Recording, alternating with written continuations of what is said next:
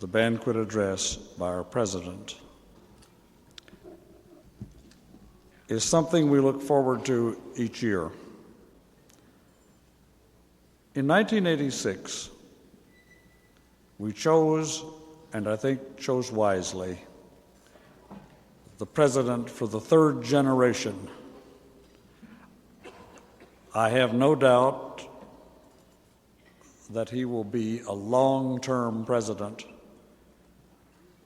He has grown year by year in this job, has performed it not only faithfully, but competently and well. He leads with skill and ability. He also leads with generosity.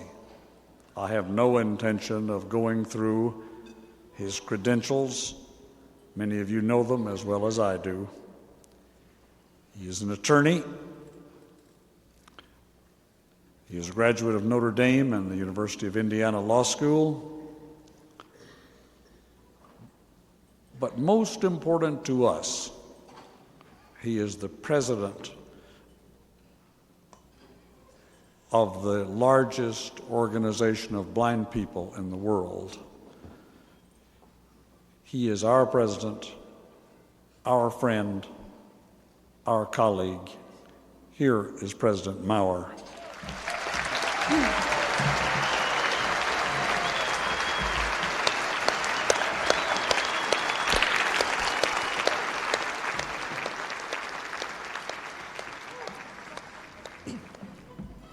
Thank you for the warmth of that welcome. Almost without exception, the physical characteristics of existence are recognized because they fit a familiar pattern. It is not that those events which fail to conform to the framework of the generally accepted belief system are repudiated. They are not perceived at all. Reality as we know it is not made up of all discernible phenomena. Instead, it is the interpretation of those incidents that our understanding has permitted us to observe. Those in the field of education tell us that students must be familiar with 90% of the subject matter of a class if learning is to occur. What is true in the classroom is also valid for less formal settings. Ordinarily, we comprehend only that which we already largely know. In the history of science, the matrix of belief is called the paradigm, and the pithy admonition to the scientist is to save the phenomena. There is a powerful urge to include in scientific experiments only those facts which fit the theory being tested. When the facts do not demonstrate what they were expected to show, those conducting the examination are tempted to dismiss them as insignificant. Of course, the integrity of the scientific process does not permit such behavior. If science is to make progress, it must account not only for convenient results, but for all observed results. The scientists must save the phenomena. However, if the experiment which might have been performed doesn't fit the paradigm, the structure of belief, the framework of recognition, it will never be conducted at all. Those facts which might have been observed will not be seen because nobody will look.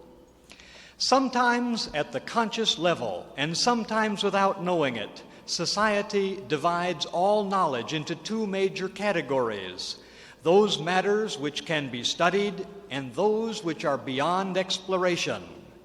These two segments of knowledge are fundamentally distinct because in those which are regarded as proper for study, society believes that there is something to learn. In those which are regarded as sacrosanct, it is presumed that study is irrelevant because knowledge is, if not complete, sufficient for decision-making on all practical questions.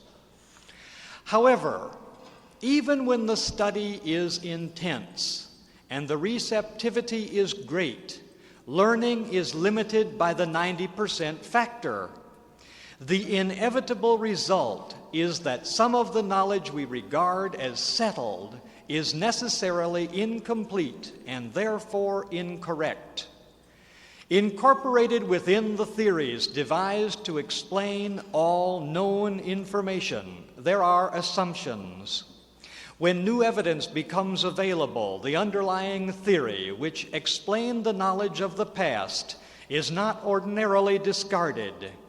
Instead, it is altered or expanded to include the new factor without, however, changing or eliminating the assumptions upon which the idea is based. Each time an additional factor is incorporated, the theory is doctored to make the new information fit. This process brings to mind the folksy aphorism, "It ain't what you don't know that hurts you so much, but what you do know that just ain't so."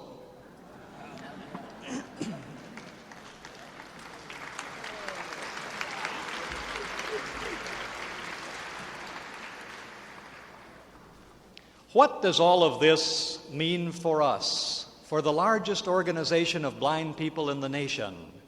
One of the accepted doctrines throughout history has been that it is essential to be able-bodied to be productive. The blind are not in this group. Hence, we are told that we are very limited in capacity. Whether in the writings associated with the field of work with the blind, in the great body of general world literature, in the visual images presented for entertainment, or in the public mind, the incompetence of the blind has become an almost universally accepted part of the canon of knowledge. So completely fixed is this idea that further examination is presumed by many to be irrelevant. Our own experience refutes that commonly held belief. Thousands of us have demonstrated that we are able to handle the ordinary job in the ordinary place of business, and, as with the sighted, some blind people demonstrate extraordinary ability and make remarkable contributions. Nevertheless, the notion of the incapacity of the blind remains firmly embedded in the thinking of millions. In the face of so much evidence, how can this be? We human beings observe what we already know. We learn only when we believe that further study is warranted. Evidence which does not fit the established pattern is not rejected, it is never perceived at all. Even when it is known that there is something to learn, 90% of the subject matter under examination must be understood before learning, recognition of the unfamiliar, becomes possible. But the 90% factor leaves the other 10% available for discovery. This 10%, the unknown 10%, the vital 10%, the mysterious 10%, is an opportunity waiting to be made. We, the blind, must accept the challenge of identifying the necessary 10%, the essential elements for our integration into society. We must internalize the learning, and we must assist the public to comprehend what blindness really is by making the normality of blind people sufficiently familiar so it can be readily understood, so it can become a part of the mysterious 10%. We must encourage the exploration, channel the thought processes, and focus the inquiry for a new understanding. What we are seeking is an alteration in the fundamental rules governing the acceptance and participation of the blind in every part of the culture. This will be good for the blind, but we will not be the only beneficiaries. So will everybody else. Our society will, for the first time, be using the collective talents of an entire class of people, and we will have a deepened understanding sharing the needs and aspirations and being a part of the force which makes our civilization what it is. Who is responsible for achieving this objective? You know as well as I, those who have come together in the largest organization of the blind in the nation, the tough-minded individuals who have gathered here tonight to represent the blind from throughout the country, the members of the National Federation of the Blind.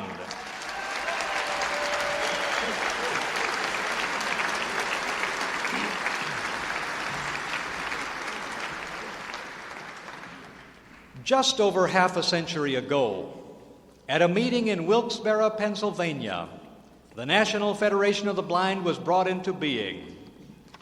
Dr. Jacobus Tenbrook, a blind professor and one of the most scholarly and dynamic individuals of the 20th century, along with a handful of others from 7 states, founded this nationwide organization of the blind and thereby initiated the movement that would bring us independence. We, the blind, declared that the responsibility for our future belonged not to others but to us. We intended to take a hand in shaping our own destiny.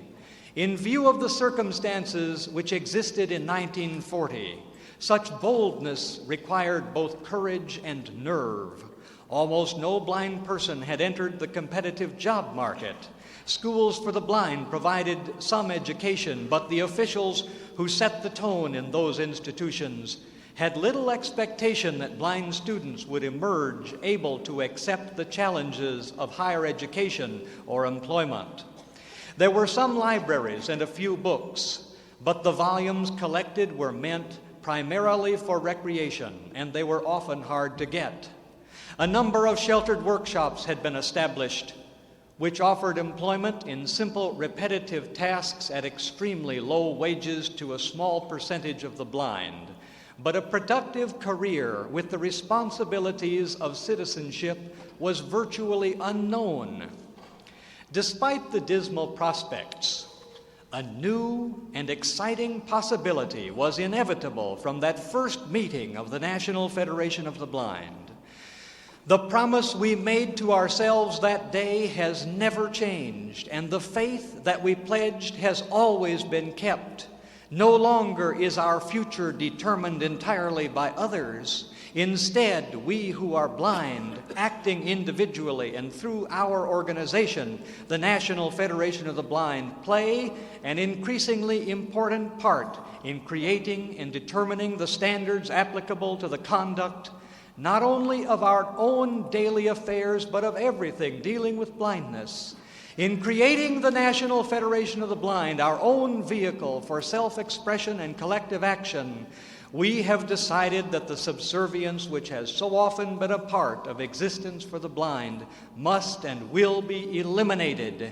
We insist on equality, we yearn for independence, we strive for full participation.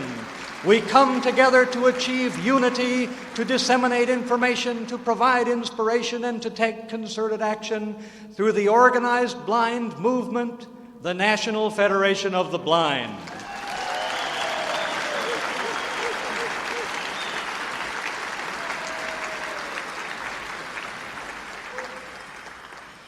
In 1940, books about the blind were few, and those that had been written, even those which, by the standard of their time, were regarded as progressive, depicted the blind as much more limited than was true or than we would hope to find today. One such volume, written, interestingly enough, by the famous blind historian William H. Prescott and printed in 1858, gives a picture of mixed images. Entitled Biographical and Critical Miscellanies, this volume includes an article which comments about the condition of the blind. Prescott recommends that improvements be made for the blind, but he believes the possibilities for full integration are unattainable.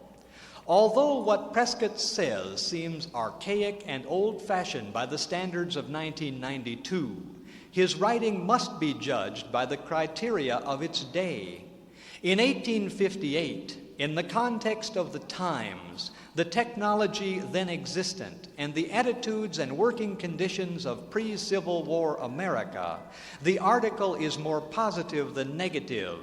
In 1940, although many, especially those in work with the blind, would probably have denied it, Prescott's views were the generally accepted standard, but they were no longer viable. In 1992, despite the fact that the Prescott thesis has glimmerings of positive philosophy, we should be able to put it behind us, viewing it as nothing more than a quaint element of the past. Unfortunately, such is not the case.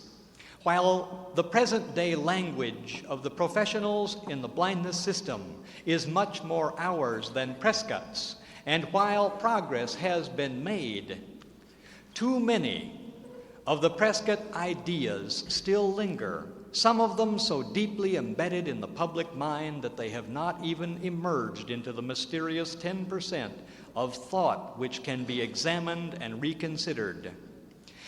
But before saying more, let me give you excerpts from the Prescott article. It is not only reminiscent of the America of a century and a half ago, but useful as a touchstone for perspective today.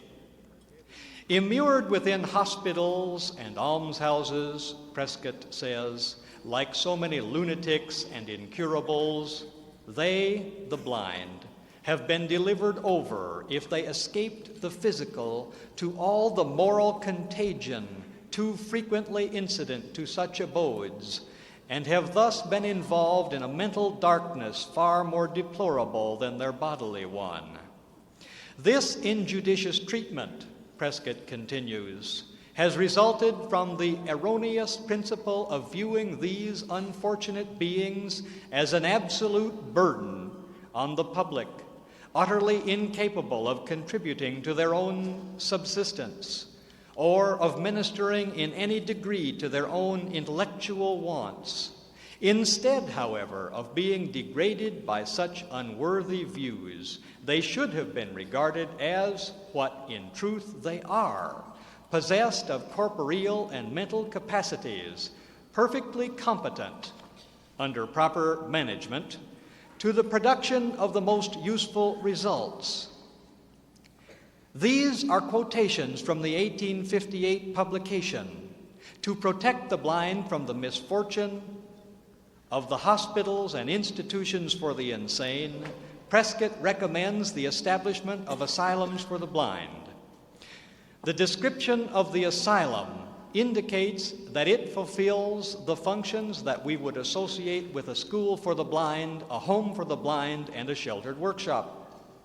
The workers in one of these asylums, says Prescott, produced a number of articles, including cotton and linen cloths, diapers, worsted net for fruit trees, basket work of every description, hemp and straw doormats, saddle girths, rope and twines of all kinds, netting for sheep pens, fishing nets, beehives, mattresses, cushions, feather beds, bolsters, and pillows.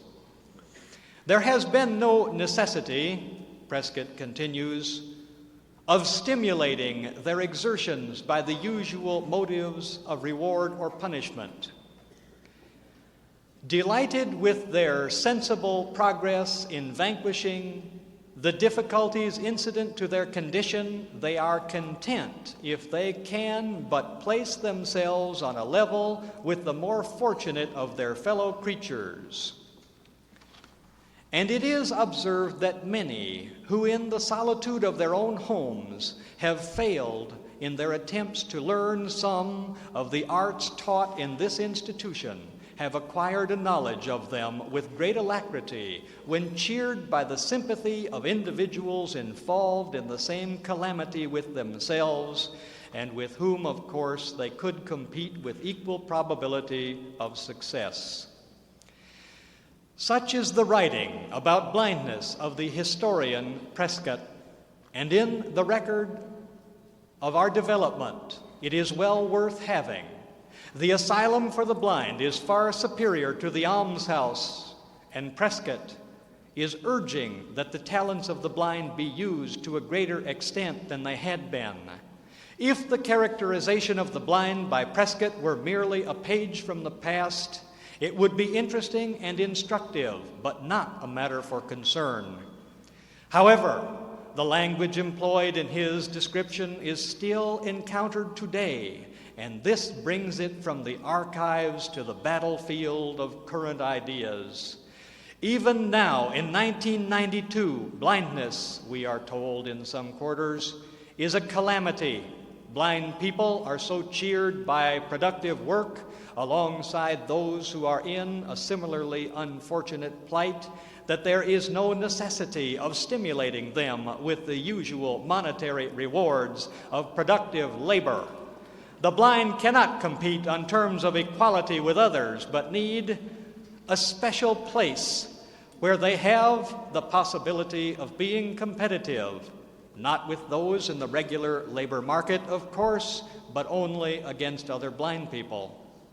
How often have we been told by the managers of sheltered workshops that the reason for operating such institutions is to give blind people something useful to do, which will provide a sense of purpose? The ongoing labor of blind workers, which produces the goods and generates the money, is not really work, we are told, but therapy.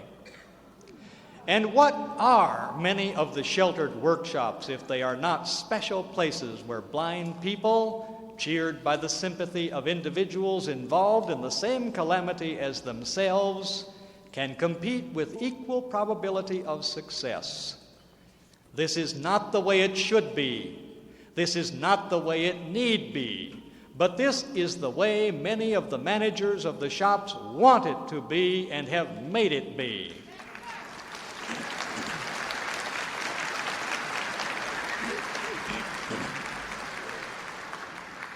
The description of the asylum for the blind brings to mind a much more modern incident.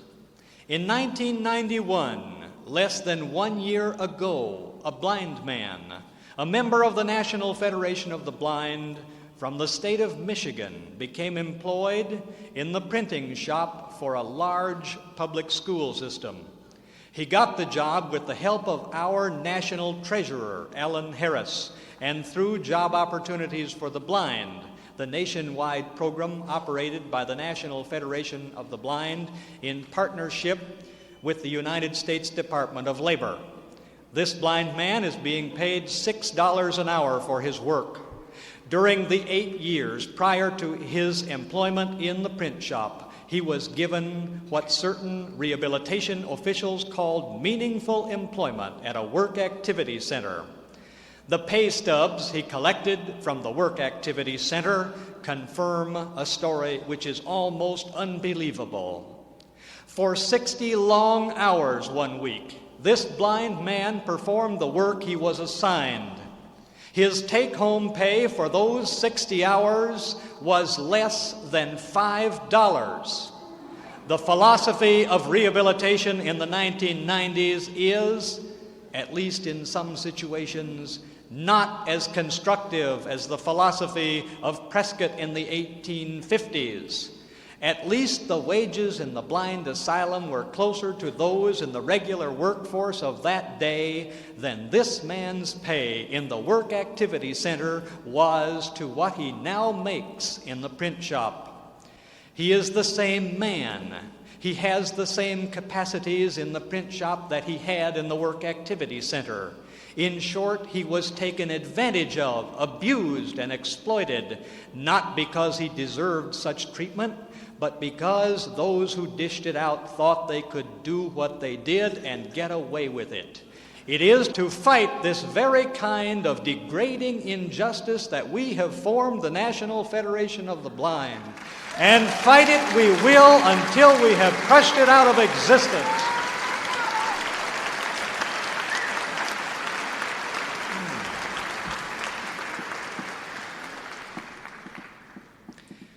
At the time of the founding of the National Federation of the Blind, despite such advances as had been made, Blindness was still regarded as a personal tragedy. The incapacity of the blind was presumed. Blindness might be used to evoke pity, pathos, or amusement. But blind people were not taken seriously. In W.C. Field's 1934 film, It's a Gift, blindness is used to get a laugh. A blind man of venerable age and irascible temper, Mr. Merkel, enters a grocery store operated by Fields. In finding his way to the counter, this blind character clumsily and furiously destroys a display of light bulbs. Note the symbolism. Merkel orders chewing gum, and when it is finally brought to him, he, playing upon the exaggerated notion that the blind are demanding, touchy, and cantankerous, tells the grocery store operator that he is not prepared to carry it. He wants the gum delivered. After the rampage is over, someone asks who the blind man was. Fields replies, "He's the house detective over at the hotel." Blind people do sometimes stumble and bump into things, but this is not the norm, not if there has been training, not if there has been reasonable opportunity. And some of us are irascible and demanding, but I doubt that the proportion is higher for us than it is for the sighted.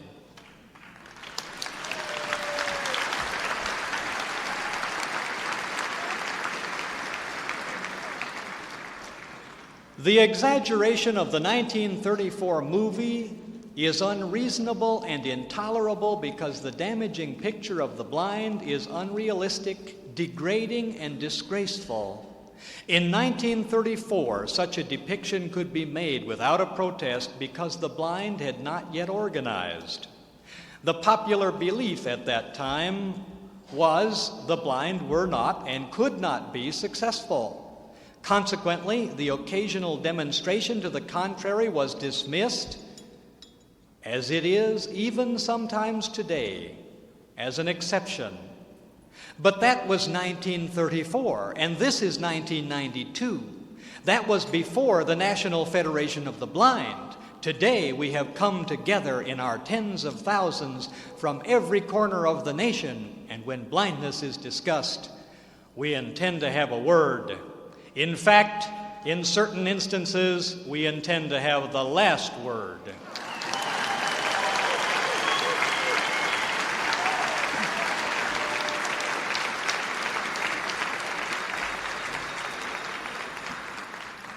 When ABC produced its program, Good and Evil, in the fall of 1991, the blind reacted with decision and strength. ABC made fun of us. George, the blind character who was said to be a psychologist, acted as though he had not merely lost his eyesight, but also his brains, his sense of proportion, and his self-respect. He gently embraced a coat rack under the mistaken impression that it was a woman. He fondled a male, but wasn't aware that the individual with whom he was taking such liberties was a man until his hands found their way below the belt. He smashed glass objects or window panes in almost every scene, but seemed almost blissfully unaware that he had caused any harm. The pictures were accompanied by so-called humorous dialogue about the blind developing such keenness with their other senses that they could compensate for the loss of sight. ABC officials seemed unable to understand why we objected to this travesty. When we received an advance copy of the first episode of the program, we urged ABC to rethink its position. But network officials dismissed our objections. They apparently harbored the opinion that we of the National Federation of the Blind were simply oversensitive and touchy, not to mention helpless and unable to do anything about what they were doing. We responded to this brush-off by telling them that such behavior would not be tolerated. Our message was articulated with logic and reason, but ABC continued to ignore us. Working through the National Federation of the Blind, thousands of blind people protested by letter and telephone. Our words became not only brief, but blunt. Stop good and evil. Stop it or face the consequences.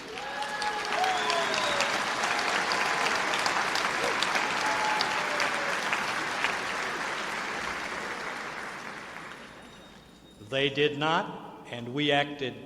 We picketed, contacted sponsors, talked with the media, distributed leaflets, and alerted the public. In less than 2 months, the program was off the air.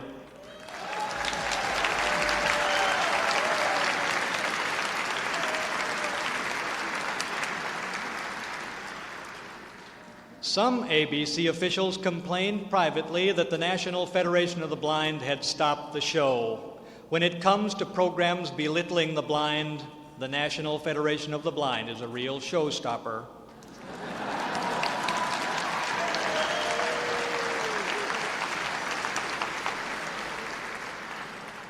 We intend to evaluate the underlying assumptions of those who make pronouncements about us.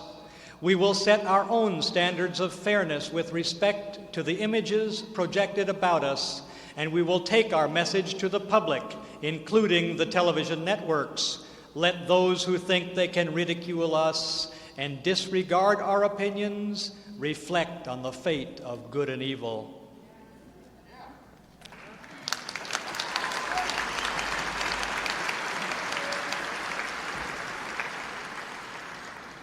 The presentations about blindness in film and on television that we have been discussing are not revolutionary. They are a reiteration of what people have always thought about the blind. If the film producers and television screenwriters were told that they should study blindness, they would wonder why. Blindness doesn't change, they would think. It is a severe physical deprivation with known predictable consequences. There isn't anything to study. But this is the general public. What about the professionals in the blindness field? There are institutions which tell us that they have made a thorough examination of blindness and that they are the experts. Consider these quotes from a letter distributed to the public by the New York Lighthouse for the Blind. As you will see, the letter shows that the Lighthouse believes that to the extent a person has eyesight, life is worthwhile. To the extent that eyesight has been lost, there are crushing difficulties. The only way, they say, to circumvent the problems is to seek their counseling and advice. This material is not from 1858 or 1934. It is not from 1940 or 20 years ago. It is less than 5 years old. Here are the recommendations of the Lighthouse experts. If, they say, you thought blindness was something that happened to the other guy, you should realize blindness is something that could happen to you. Imagine how you would feel if you were told by your doctor that eyeglasses won't help, that you are indeed losing your sight. How long would you be able to work? How long would you be able to drive? How could you enjoy an active retirement? Every day you notice it getting worse. You become less and less able to take care of yourself. Your relationship with your family becomes strained. They want to help, but they don't know how. Unable to work, unable to play, unable to read, or even watch TV. You become more and more cut off from the people, places, and things that filled your life before. Fortunately, there is a place to turn. Since 1906, the Lighthouse, the New York Association for the Blind, has been helping people cope with the fear and the isolation accompanying their loss of sight, as well as teaching them new home and job skills. There's a lot you can do, the letter continues, not just to help those less fortunate than yourself, but also to support an organization that someday might come to your aid or to the aid of someone you love. You'll help us promote more research on how to help blind people deal with their disability. They need your help, and you should give it to them, not just because it's the right thing to do, but because someday it could be you or someone you love. Tucked away among the negative images in this agency's letter is this statement: blind people are not different from the rest of us. They are not poor, unfortunate souls with tin cups and pencils. They are people like you and me. They have jobs and families and responsibilities. Like all of us, they want to lead productive, meaningful lives. These are the only positive words in the entire document. Although they suggest that blindness may not be a complete tragedy, they are hardly believable when placed in the context of the statements that surround them. The blind are unable to work, unable to play, unable to have a fruitful retirement, unable to appreciate fully the society of family and friends, unable to read, unable to enjoy TV, and unable to care for themselves. Is such a picture realistic? Do blind people have jobs? Play with the kids? Read books? Write articles and monographs? Manage the responsibilities of family life and participate in community activities?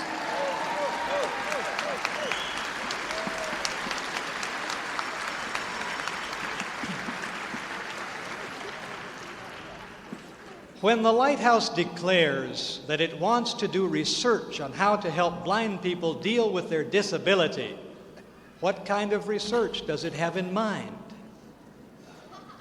Their letter, written in the late 20th century, is in many respects worse than the literature about blindness produced over 100 years ago. The outlook is one of despair. The prescription is for the managers of the asylum to take charge of the affairs of the blind. The method is scare tactics to frighten the public. The emphasis is not on the ability possessed by the blind, but on the care others should devote to them. The decision makers are not the blind, but the custodians of the blind. If this is all that their research is capable of producing, I ask you, what good is it? If the point of their effort is to argue that blindness is an unmitigated disaster, let them leave us alone. We can do without their help.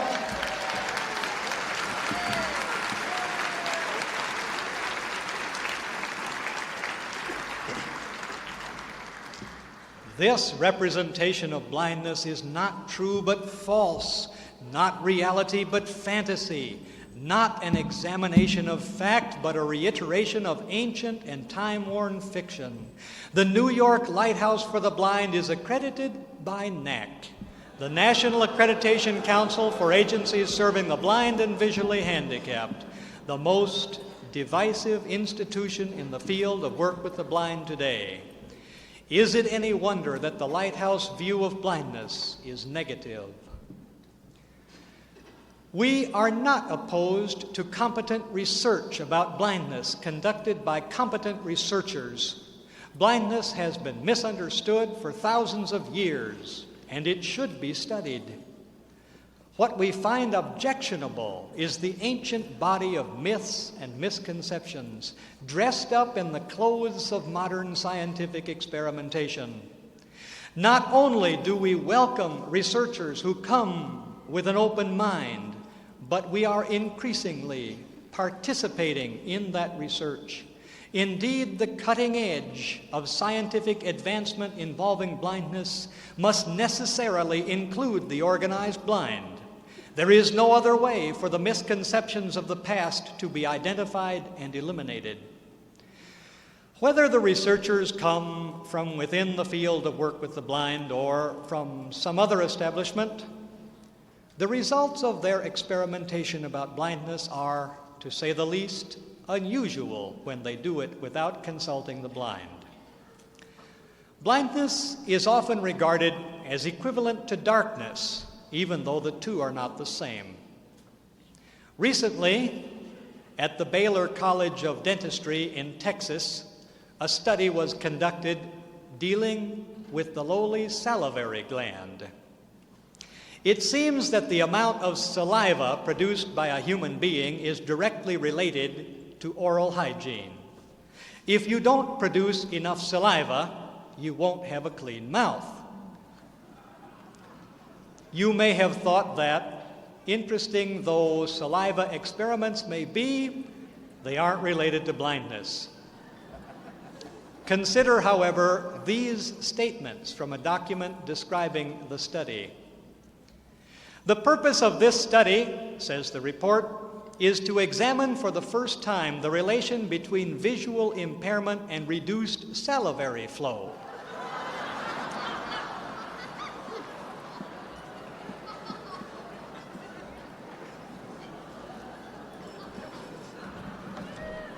Normal salivary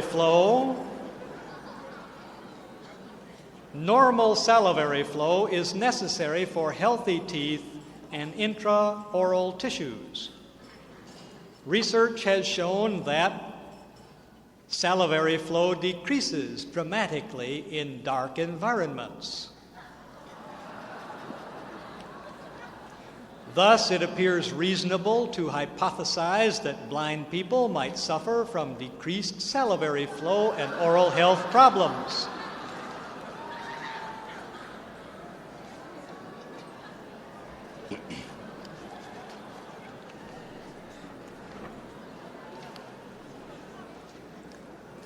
This is what the report says, and it boggles the mind.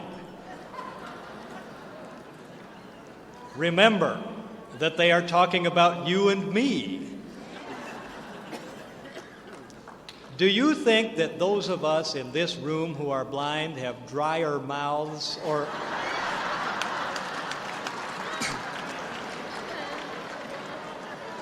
or less spit than those of us who are sighted?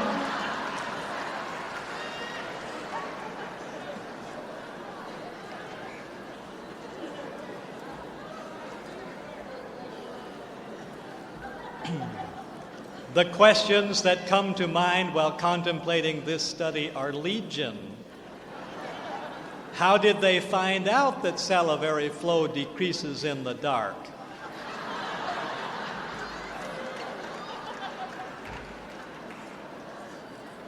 If you keep your mouth shut, I presume it is dark in there.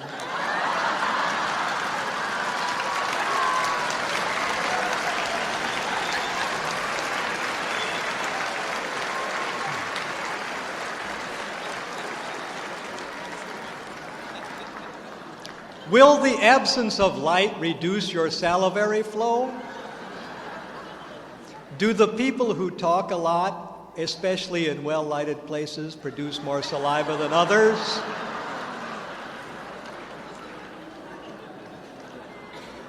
What other characteristics were the subject of this investigation?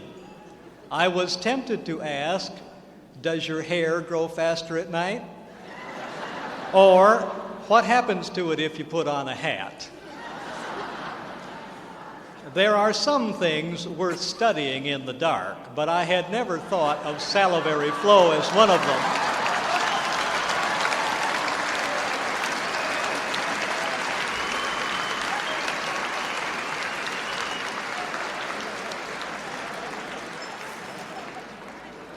I have not yet received the results of the Baylor College study, but if their hypothesis were correct, it would follow that blind people suffer from bad teeth.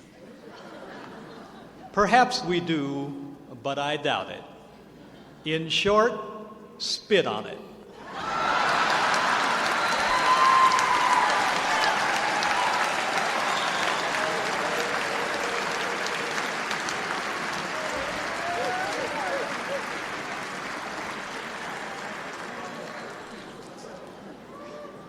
Blindness is sometimes blamed for more than it deserves. Of course, magazine publishers are in business to sell magazines, and the melodramatic, some believe, will increase circulation, but melodrama should not masquerade as truth. An article in the September 10, 1991 issue of Woman's World describes the experiences of a young blind woman. It purports to be a direct quote, but I wonder if it is taken out of context or selectively edited to emphasize the sensational. Here is what it says. Sometimes I want to scream until I shatter glass. I want to take the heavy wooden post from my canopy bed and smash in the television screen. I want to hurl the television set against the wall and then storm through my neighborhood, smashing everything. Other times I feel like laughing out loud at something only I find funny. I want to whoop until I can't remember what it was all about. My wildly swinging range of emotions are related. The grammar is theirs, not mine.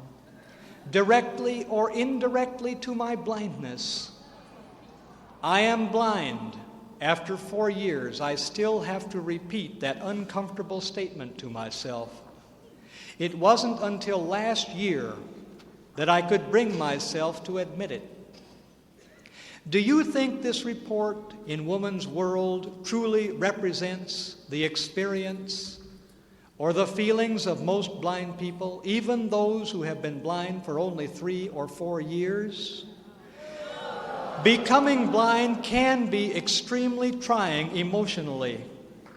Yet we who are blind do not spend our days wanting to scream at the top of our lungs, fighting an urge to smash everything, or laughing uncontrollably at nothing.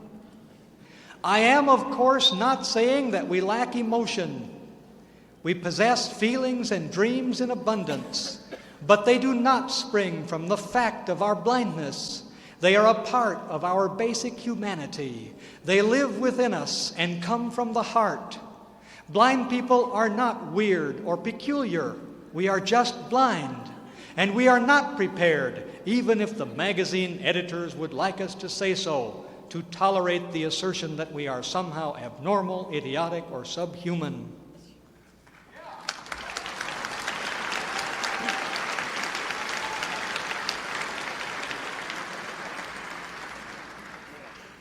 Many thousands of letters come to the National Federation of the Blind each year.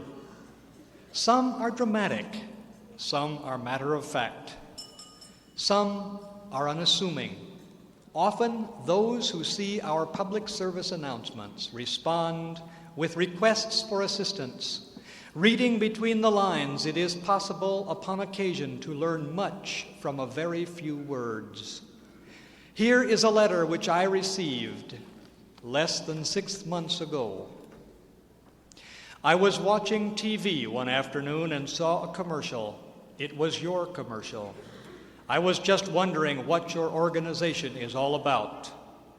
I am legally blind and have been since late December 1983. I attended the Pittsburgh Guild for the Blind in 1986. I spent over half a year there. I was watching TV and I saw a commercial. It was your commercial. So I decided to write and just find out what your organization is all about. Like, what all do you do? So I was just wondering if you could send me some information. I was sent down to United Rehabilitation Services to get trained for a job.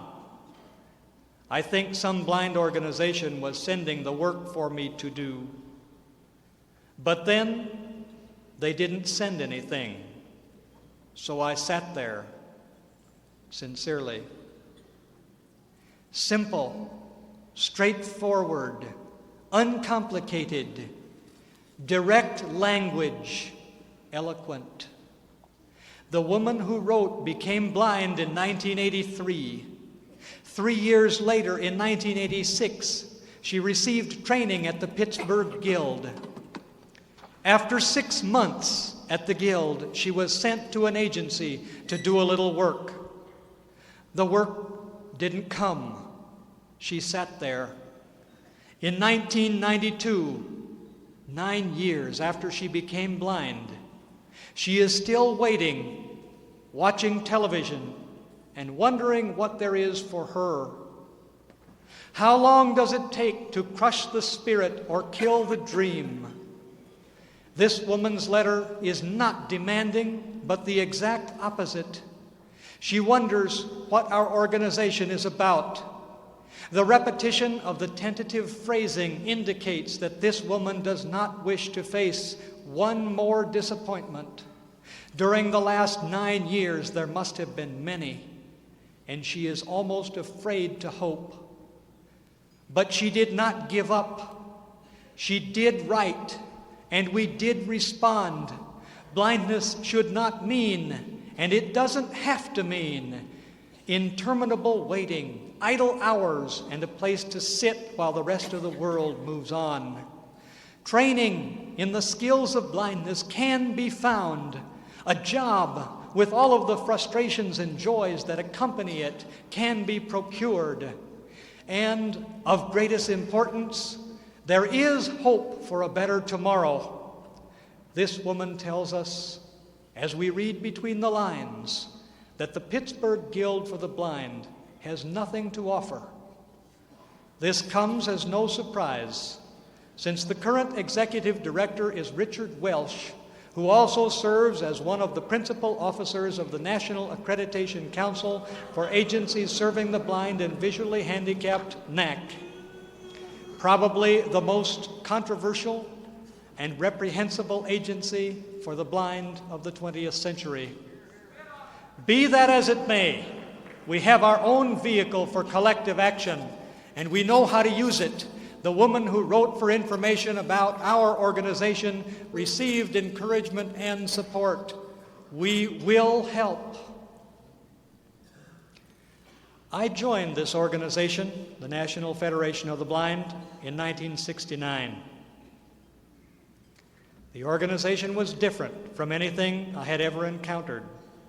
It told me that blindness need not be a disaster, that it could simply be a characteristic, that it did not have to keep me from pursuing a career.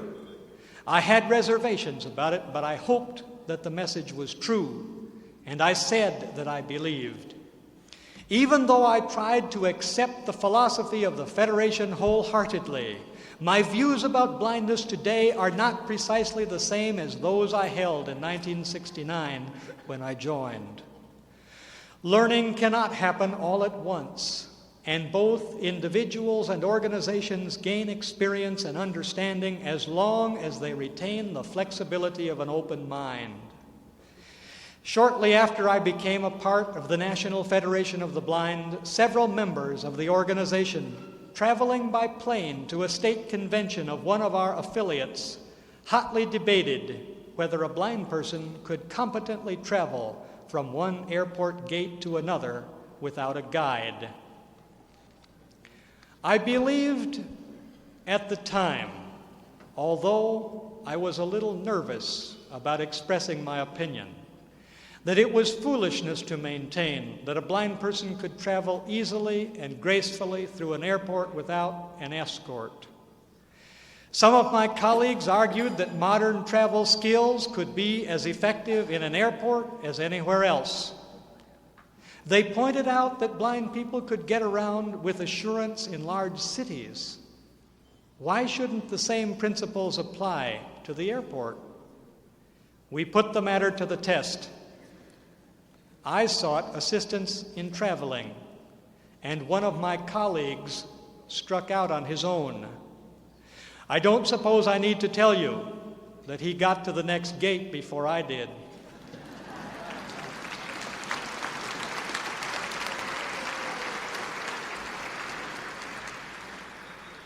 These days, I travel routinely from one gate to another in busy airports without ever giving it a thought, sometimes with and sometimes without assistance. The point is that I can get where I want to go whenever I need to. and I am grateful to my Federation colleagues for showing me that I could. In 1940, Dr. Jacobus Tenbrook had the inspiration and self-assurance to found the National Federation of the Blind. In 1952, Dr. Kenneth Jernigan first attended a national convention of the organized blind movement. Fired with enthusiasm by Dr. Tenbrook, Dr. Jernigan began to add his effort to the creation of the literature of independence and to the building of the structure of self-organization that would forever change the fundamental meaning of blindness. Dr. Tenbrook, the philosopher who could dream of a future unlike any previously contemplated, and Dr. Jernigan, the builder who carried the philosophy of independence to the rehabilitation establishment and to the blind of every state, came together to create a leadership both powerful and dynamic. Dr. Tenbrook conceived the notion of equality for the blind. Dr. Jernigan popularized the idea and established a training center which incorporated it in the curriculum.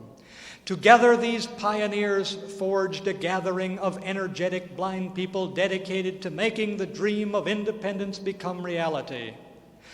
Although the belief system of the past may hold that there is nothing essential to learn about what blindness is or how to deal with it, this time-worn understanding of the capacity of the blind is no longer uncontested.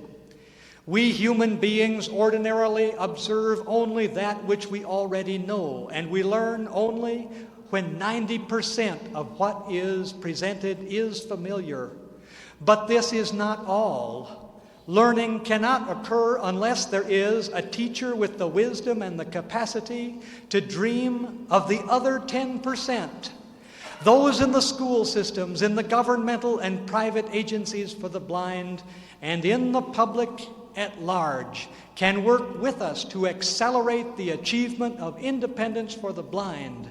And increasingly, this is precisely what has been occurring. But they cannot provide the inspiration and the dream.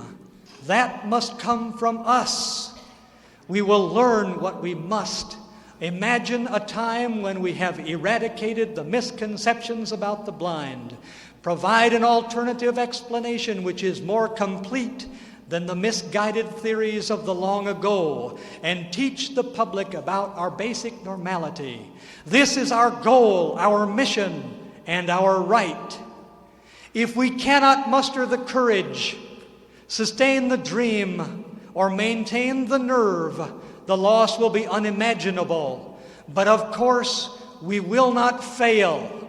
We have one another, and nobody, no agency for the blind, no magazine editor, no film producer, no so-called scientific researcher, no television network official can prevent us from going the rest of the way toward freedom.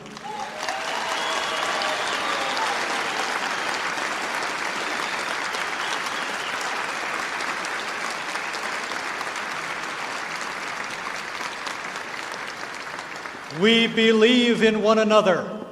We have faith in the ability of our blind brothers and sisters, and we will share the burden that must be borne to bring true independence to the blind. 90% must be known if learning is to occur. But there is the other 10%, the mysterious 10%, the vital 10%, and we will supply it. We are the National Federation of the Blind. My brothers and my sisters, come, join me, and we will make it come true.